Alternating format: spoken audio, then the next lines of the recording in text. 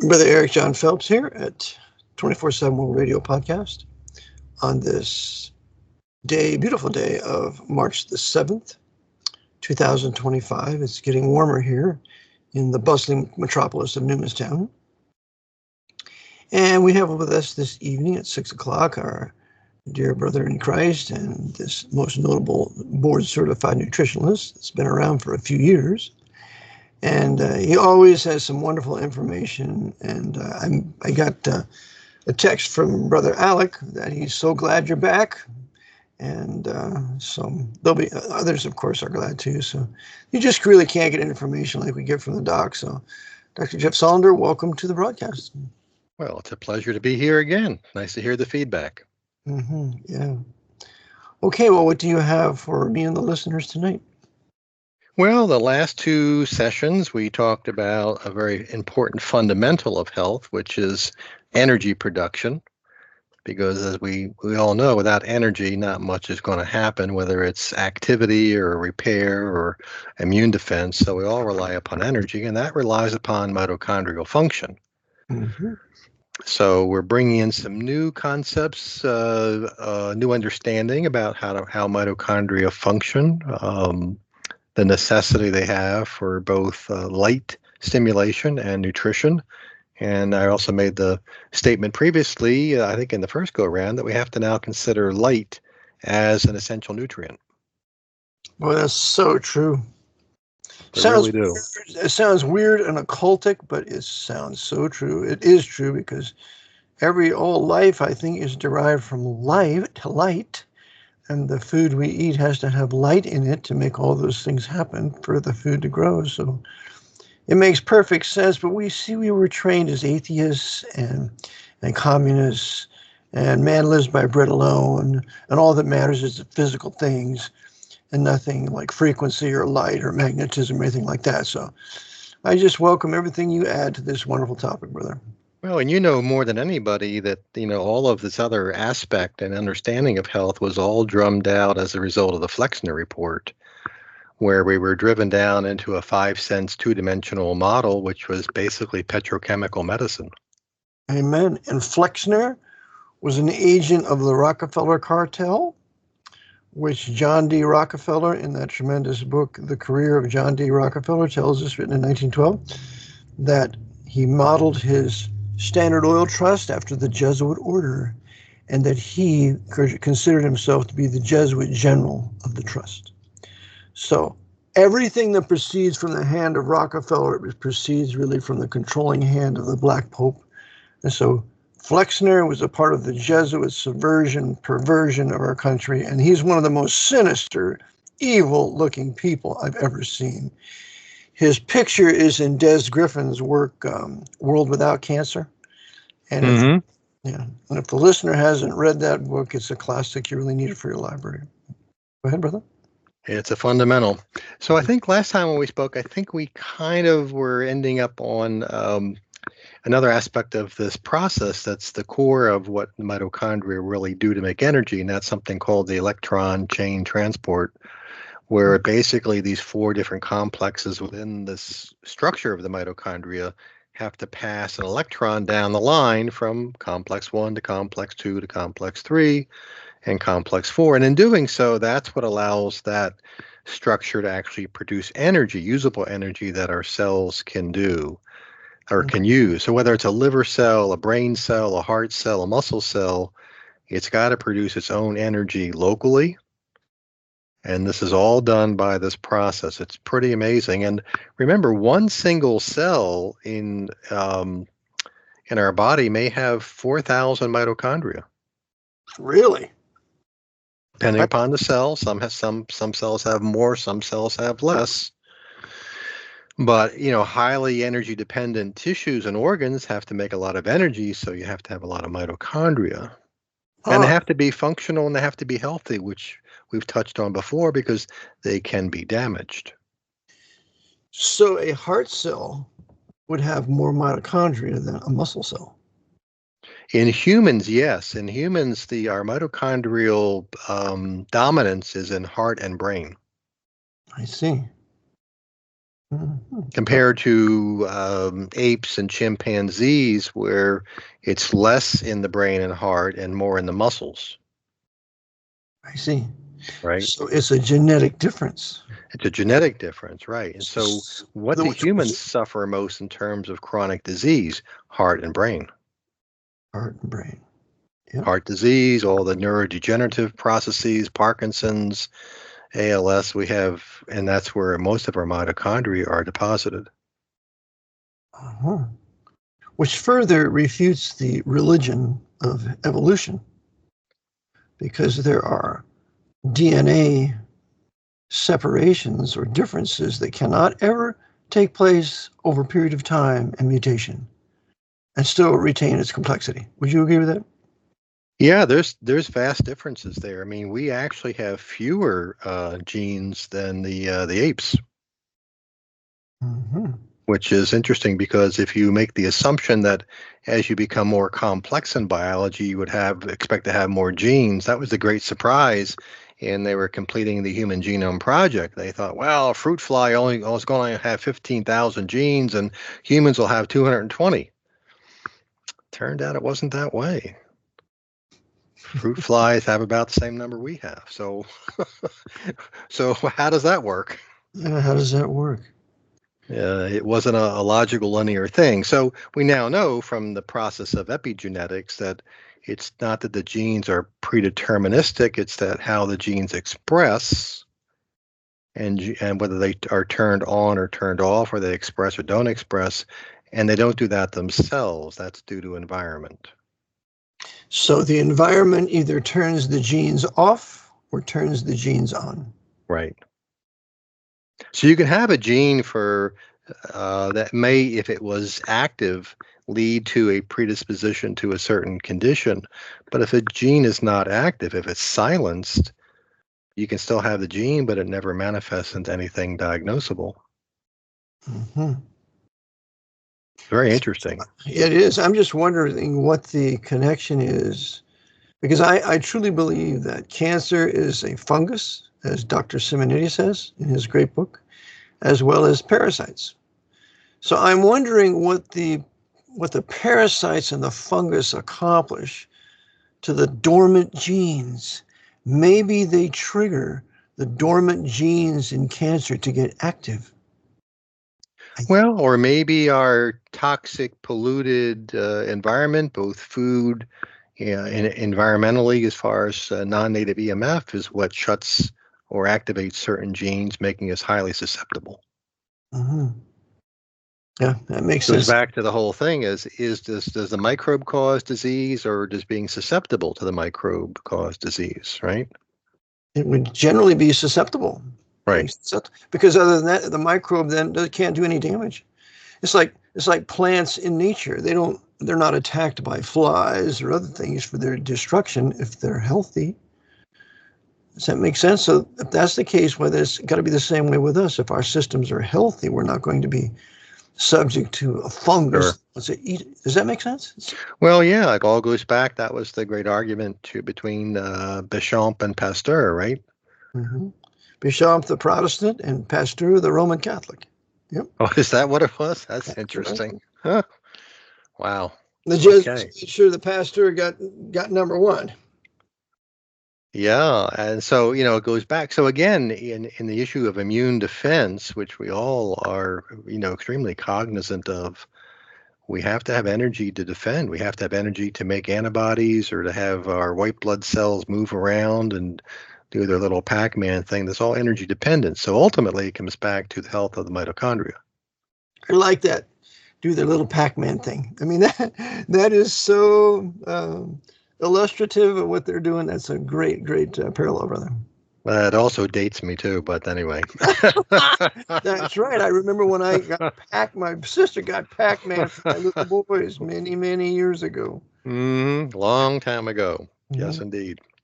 So anyway, we have to be mindful that many things we do unconsciously are causing damage to mitochondria. Poor quality food, highly processed food, a lot of the chemicals and synthetics and metals and things that are unfortunately fairly ubiquitous in our processed food intake are all basically, to some extent, mitochondrial toxins. Yep. And so are a lot of medications. All the anti-inflammatory drugs, the non-steroidal anti-inflammatories like the Advils and Aleve and all that, they're basically, and there are articles published on this. This is not my personal opinion. You're free to go on PubMed and find them, showing that they're mitochondrial poisons. And yet the good old docs continue to prescribe it, knowing that it's mitochondrial poisons. And it's a good question because I don't know if they know that. Really? I don't know if they know that. But and if they did, what's their alternative to recommend to you? Well, they don't have one because Right. all their bills and lifestyle are built upon their present profession of allopathic medicine. And to get out of that bogus art, apart from surgery, they're going to have money coming in from someplace else. And so what do you do? Right. You know? Right.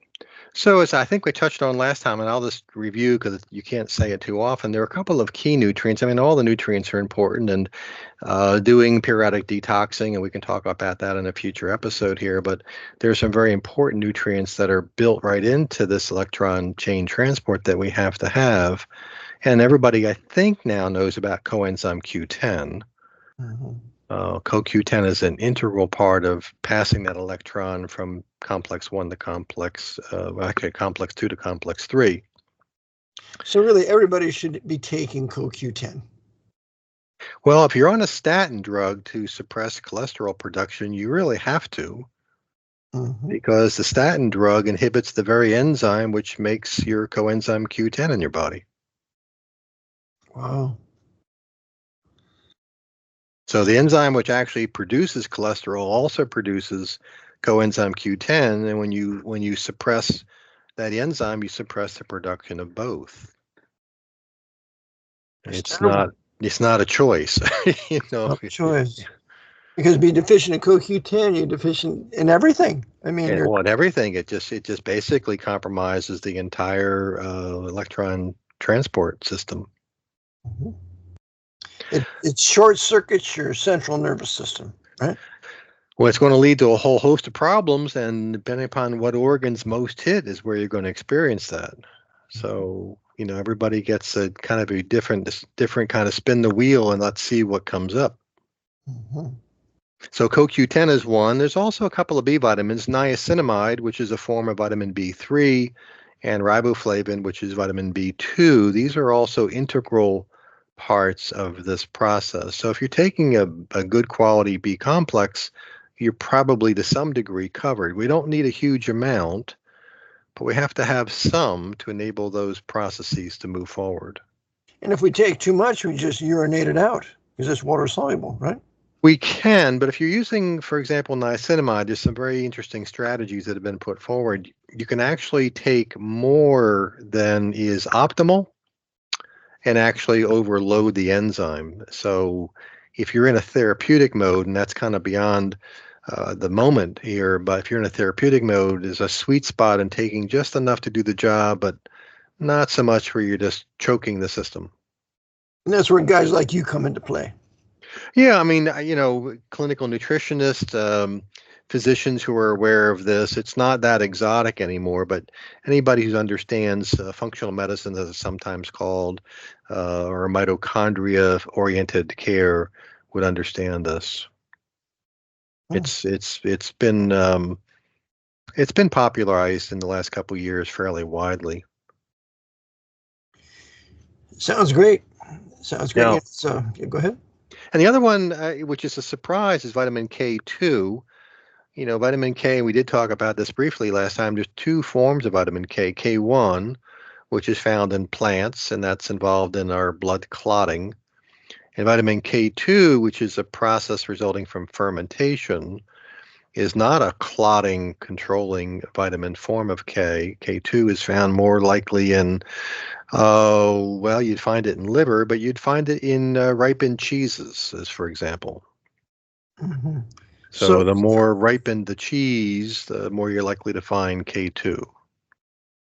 So do we want K2 because that would include a mold, right? Well, yes, that's a good question. Yeah, but it seems to always be a product of fermentation. So whether it's, a good mold, a bad mold, a toxic mold, a healthy mold, or the product, but when you have a healthy mold working on the cheese proteins, one of the products is vitamin K2. See. So that would be a healthy mold. Well, yeah, at least the products from the mold. I mean, if you're going to eat Roquefort or Gorgonzola, you're going to be eating the mold because that's what you see on the on the cheese product. Mhm. Some people are intolerant of molds and allergic, and some people are not. But the point is, it's typically a fermentation product, and we do need some very critical vitamin K2 in bone health Mhm. and Do, preventing osteoporosis. I see. Do we get any good fermentation nutrients from sauerkraut? We do. Yes, all those fermented foods, fermented vegetables, sauerkraut in particular, they all have the good products. I guess we might call these postbiotics now, using that language, but that's the importance of fermented foods. American people were much healthier when we didn't have refrigeration. Mm. And it looks like refrigeration has supplanted fermented foods. Does that make sense? Well, it seems that way, and I think maybe it's also convenience or laziness. I mean, I didn't do it in my family growing up, but many people did have barrels to chop up cabbage and add salt and water and ferment their sauerkraut. My family would never have touched that with a stick. Mine neither. You know, if it didn't come from a supermarket, I know. Oh yeah, we got all our food from Safeway. And right, everything in Safeway had to be good for you because after all, it's being sold from the store to eat, right? right. They wouldn't sell it if it wasn't good for you. No, of course not. So nobody back then when I was growing up in the 60s, late 50s and 60s, ever would think that there were poisons in the supermarket. Right. Yeah. And I suspect the people today think the chickens are just back in the supply room back there where the eggs come from. I mean, it's the disconnect we have between our health and our food is just staggering. It is. It's just almost how could it be reality? But it is. You Yeah. know, and I think that's part of this, the convenience. I always observe that everything they sell to us that's bad is sold on the marketing of convenience. Hmm. Same way with banking. Same way with so many things in industry where you're going to lose your privacy for convenience. It's Yeah. convenient, right? Yeah. Just put your thumbprint on your phone and it'll open right up for you. Yeah. So, yep. Very true, but that's how they do it. That's how they do it. So, having said that about mitochondria, let's talk about another aspect. And I have to say, this one caught me by surprise. This was a disclosure, if that's even the right word, from Dr. Jack Cruz and Dr. Alexis Cowan. And there's other people out there too, but these are the two most notable doctors. Cowan's a PhD from Princeton, and he's an MD, literally a brain surgeon. And this gets into a little bit of physics. We'll try to make this painless, but I was really quite surprised, and I'll try to make this really easy. So this goes into the concept, and I'm sure everybody listening has heard the phrase and the axiom, eat locally, Hmm. right? My naturopath taught me that many years ago. And Eat locally. yeah, go ahead. And so, what does that mean? Well, it depends obviously on whether you're living in northern Minnesota or Norway, or whether you're living in South Florida or maybe an equatorial region, eating locally. But I never really understood, except for the intuitive wisdom of why was that logic? Why did that make sense biologically? And on the flip side is what's bad about eating non-locally? Hmm. What was the harm coming from? So it wasn't until I was watching almost endless series of Dr. Cruz's presentations and echoed by Dr. Cowan that he finally disclosed what the process is. And this was really kind of a wow, really kind of moment. But it does make a lot of sense because he would say if you're living in northern Minnesota and it's wintertime, and you've got 3 feet of snow and it's minus 20, the last thing you want to have is a banana Mm-hmm. or a mango or an Mm-hmm. avocado that's not from your area. Mm-hmm. Okay, well, we know that they're not growing in northern Minnesota that time of year, but why? Conversely, if you're in an equatorial zone, maybe plus or minus 10 degrees off the equator, you can eat those foods because A, they're natural to your area. The difference is what's in the food. And this gets into the issue of hydrogen and isotopes. And this is where I had to really go back and stretch and do a little bit of homework on isotopes and what Okay. that means and what's the significance. But this relates to the mitochondria. So with hydrogen, there's 3 isotopes that exist naturally. And the one that our bodies like to use and our mitochondria need to use is called protium. And it's simply the most basic form, the smallest atom, and it's got 1 electron and 1 proton. Very simple. And that's what our mitochondria handle as they actually produce water. We talked about that last time. The water in our cells is actually made by our mitochondria. It's not from drinking. Oh, that's astounding. Yep. It really is. It's almost mind-boggling in some ways. But what happens is when water and plants and animals are under a lot of direct solar energy, let's say you're on the equator, Mm-hmm. that energy from the sun creates something called deuterium. Mm-hmm. So it's hydrogen, but it's got a proton in the nucleus. So it's actually heavier. In fact, they called that in World War II heavy water. Remember that Yeah, for in the the early atomic days of nuclear reactor, heavy water. heavy water. Mm-hmm. Right, that's deuterium water. Mm-hmm. I see. So the atom of deuterium is actually larger than the protium, but it's too large for the mitochondria to handle and pass among the very delicate structures inside the mitochondria. So it kind of clogs up the works. So drinking heavy water clogs up the works. Right. Now, the last isotope is called tritium. That's radioactive and it really doesn't have any place in biology. And so we don't want tritium. But we're dealing here with protium and deuterium. And these occur naturally as a result of the sun impacting on water, basically. Hmm. So if you are living in an area that is under intense sunshine, again, let's say it's equatorial, you're going to have more deuterium in the water. But because you're in the sunshine and because it's warmer and because you're going to be perspiring and sweating and active, your body can get rid of the deuterium. Mm-hmm. Well, that's good. So there's a way to get rid of that because you don't want to accumulate it because it does shut down and impair mitochondrial function. So you want to exercise. Exercise, exactly. So if you take somebody who's maybe in an equatorial country and they're working outside in the fields or whatever they might do, they're physically exercising, they're perspiring, they're getting a lot of infrared and ultraviolet radiation, and that's going to help to get rid of the deuterium. How would you get deuterium in your body in the first place? Just through the food and the water that's native to your area. Oh.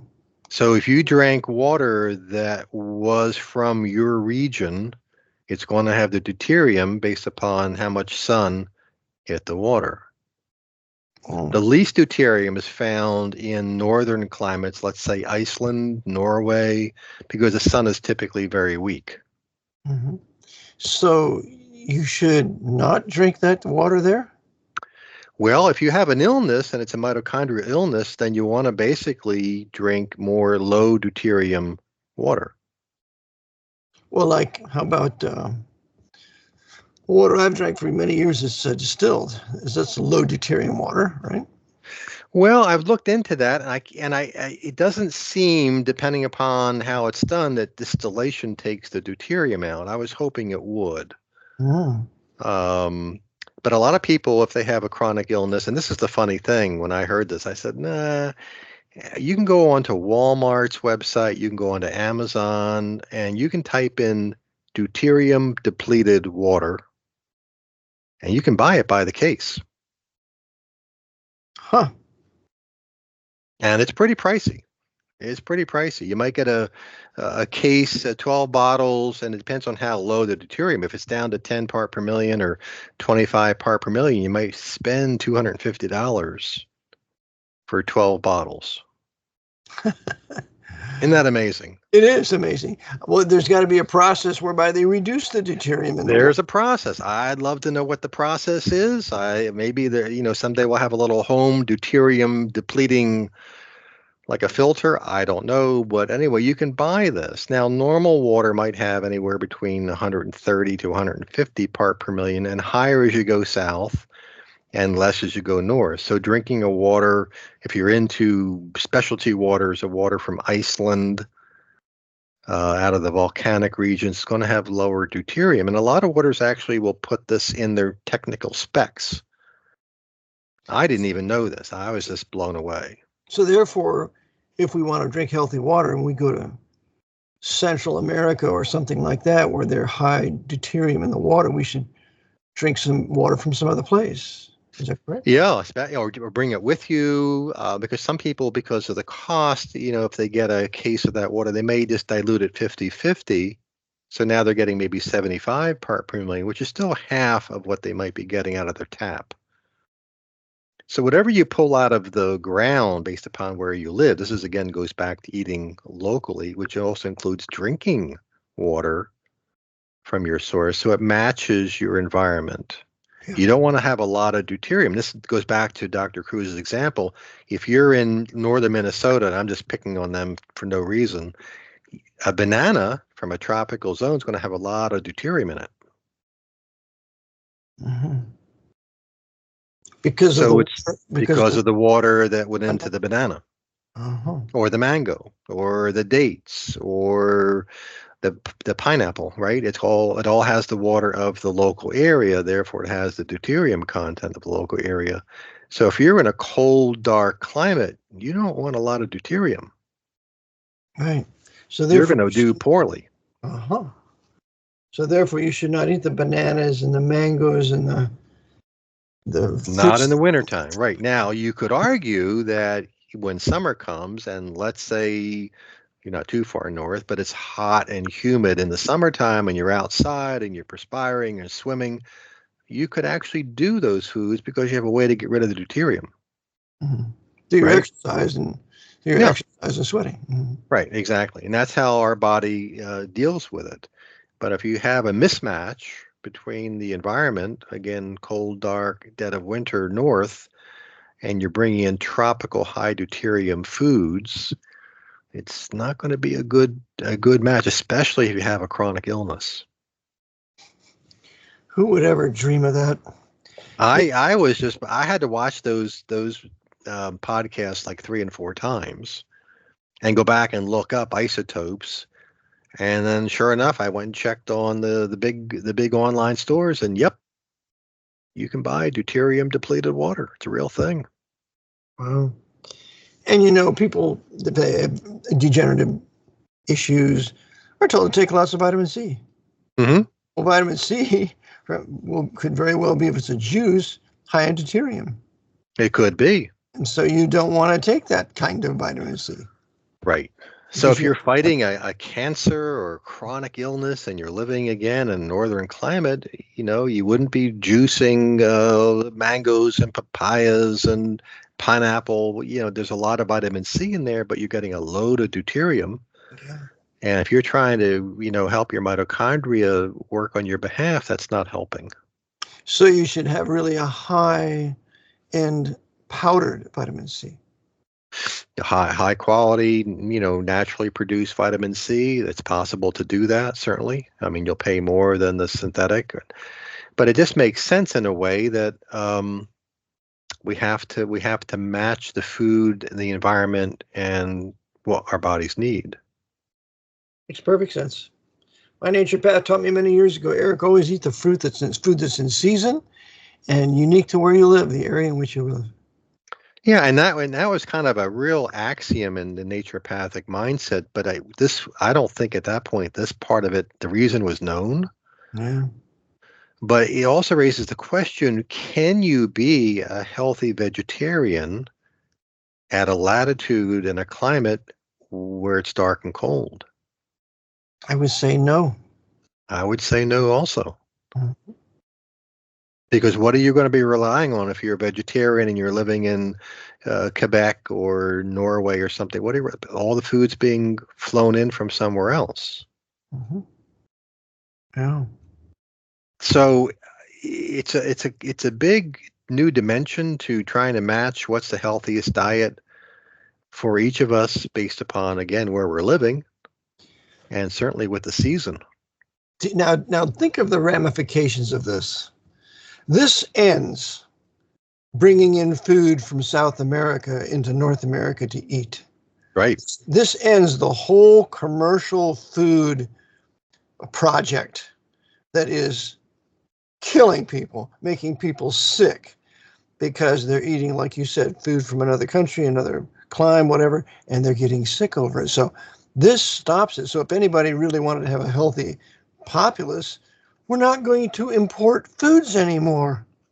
Right. We're going to eat the foods of our local area. Our farmers have their local cows or steer, and they're drinking the water that's fit for them. And so that water going into the meat then becomes nourishing to us, where the meat in Brazil would not be nourishing to us. Exactly right. Exactly right. Wow. We support the local farmers, and now we know in greater detail why that's important. And we don't need to grow, fly in at great expense grapes from Chile or Peru, Mhm. because it's a mismatch. Mismatch. Yeah, that makes perfect sense. And so we could say then this international food chain supply, bringing foods from one country into another, is deleterious to the health of everybody doing it.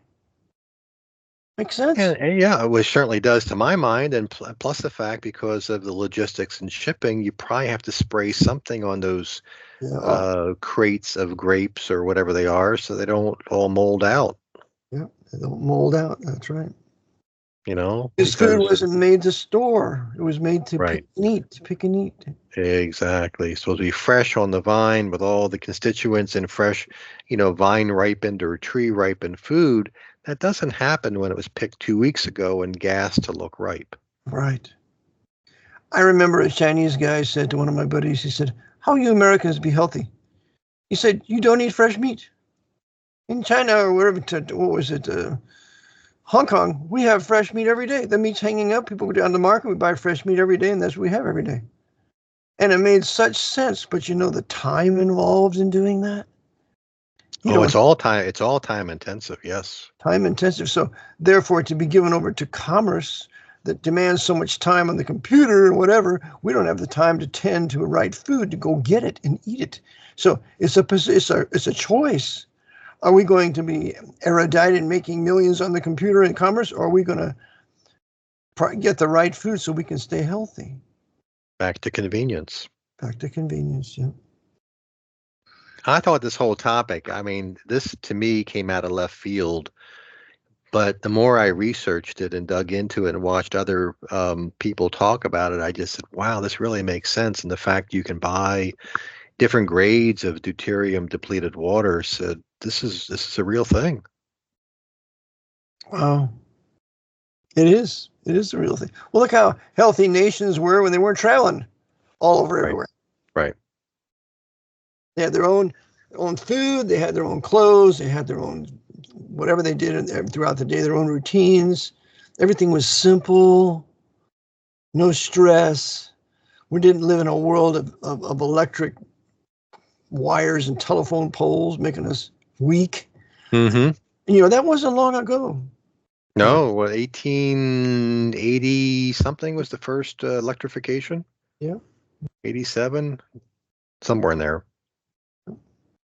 And that changed everything. Everything. And now we're swimming and bathing in 1G, 2G, 4G, 5G. In fact, it's interesting, and I've said this, if anybody listening wants to go and see what kind of non-native EMF they might be exposed to, there's a great website called antennasearch.com. One word, antennasearch.com. And you can go to that website and type in your street address.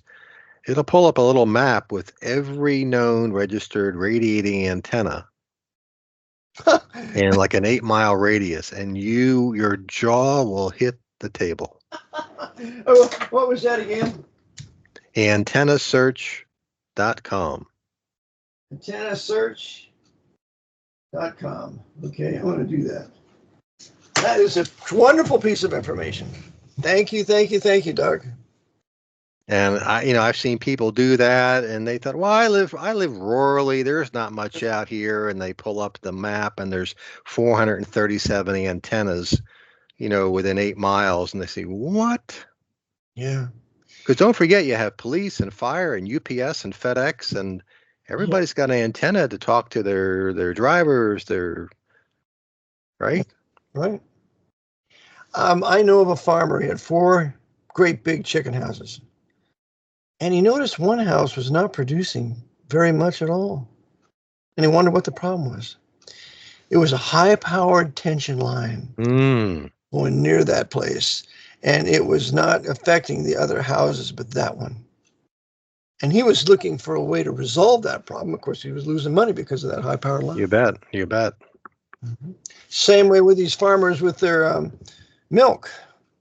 They had these high-powered tension lines, and the milk fat went down. Incredible. Well, I think, again, in terms of our own personal self-defense, every family or maybe a couple families can go in and get a good quality, wide spectrum EMF meter. Mm-hmm. Because not only do you want to see how far back from your 50-inch TV do you have to sit, so you're not being irradiated at night, especially kids who tend to get closer, but how far away do you put the router? I mean, all these things in our homes are like little, cell phone towers. Yeah, that's right. And certainly keeping the bedroom clear, so when we're trying to sleep and restore at night, we're not being bombarded by who knows how much EMF. But a good meter might cost you $350 for a calibrated multi-spectrum meter, but it's a good investment.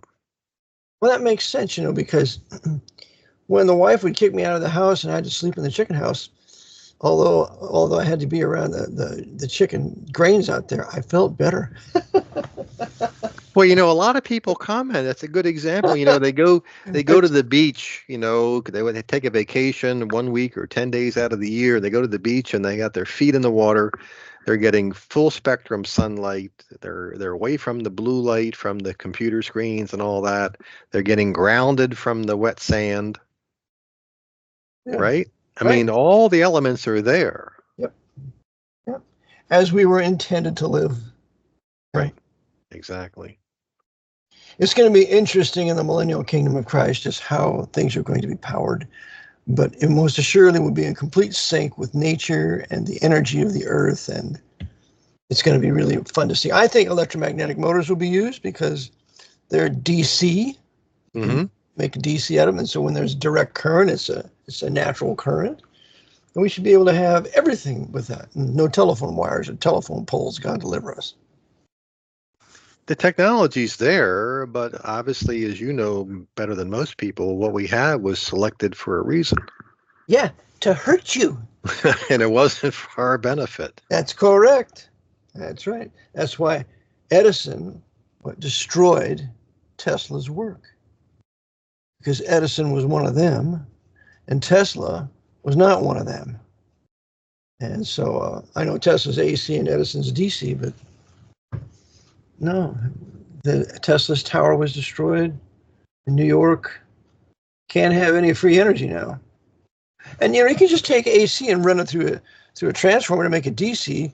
We did something like that in station in Germany. All of our things that were like 110, and everything in Germany's 220. And there was a transformer that you had to buy to plug it into that. Then you could plug it into 220, and then the thing would work. There's got to be something like that to modulate AC to DC, and then you have a whole DC house. It's not going to harm it.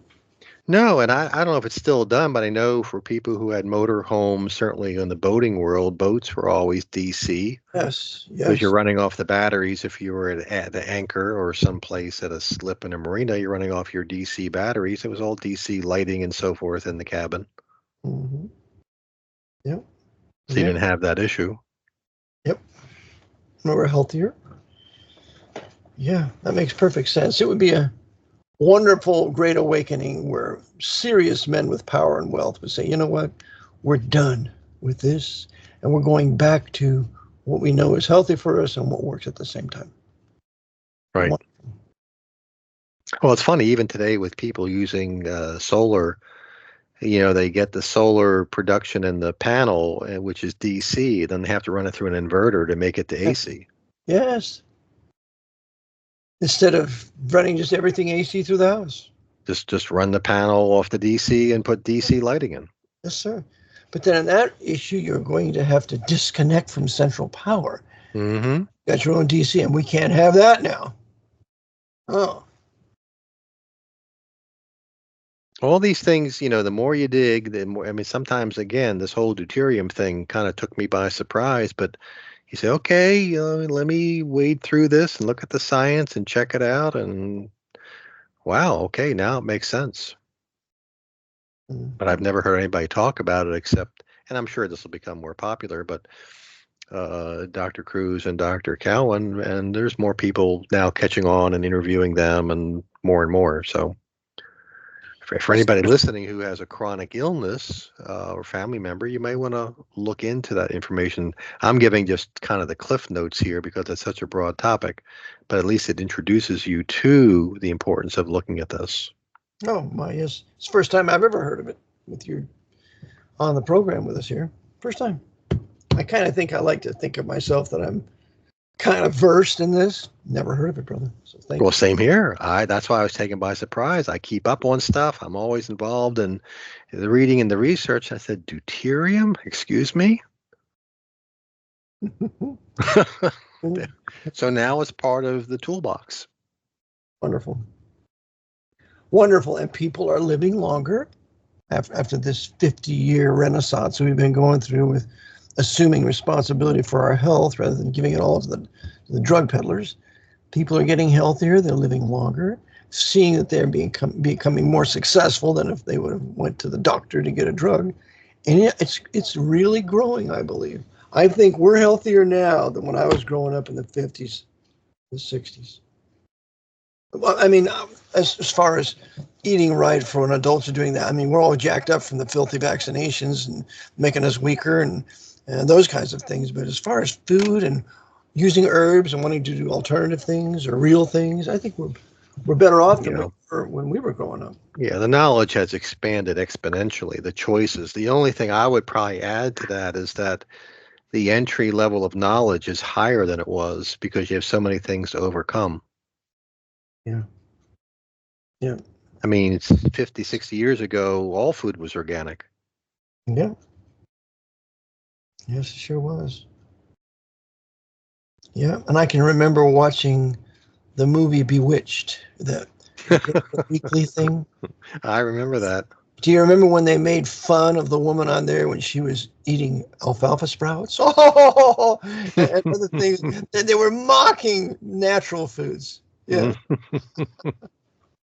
They started the propaganda early. Yes, they did. Yeah. Yeah, okay, Doc. Well, that's a wonderful topic. Anything else you'd like to cover tonight? I think that's enough to maybe let everybody marinate in that for a little bit. And, if they're so inspired to look it up, there's a lot more out there than we touched on here. But that's the core that you can actually put to use.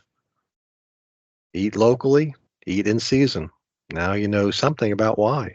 Why, yes, the why was 6 friends have I. Who, what, where, and how, when, and why. Probably the best friend is why. Yeah. Very true. Yep. Why don't you give us your contact information for people who want to utilize your services, call you up, and have your workup on them or whatever. Just let them know, but go ahead and give your contact info. Sure. Best way to reach me is by email. And that's very simply info at Center for Nutrition, one word, centerfornutrition.net. Mm-hmm. And they can contact you and tell you what their problem is, and you will pull a rabbit out of the hat and make sure they get well every time. It's got to be a local rabbit now. That's right. No imported rabbits. I'm sorry. Okay. Well, Brother Eric John Phelps from 24/7 World Radio Podcast tonight with Dr. Jeff Sullender. I trust you enjoyed him as much as I did. And I need to pray that the Lord gives him long life and continues to help us with our health, that we might have longer lives to do the Lord's will, and serving him and reading his word, preaching the true gospel, living a godly life. So thank you, brother, for all your help. And thank you for the contact information. And so the next time we meet next Friday, may the Lord bless you in whatever you do. Until then, Maranatha. See you next week. Okay. Bye-bye. Bye-bye.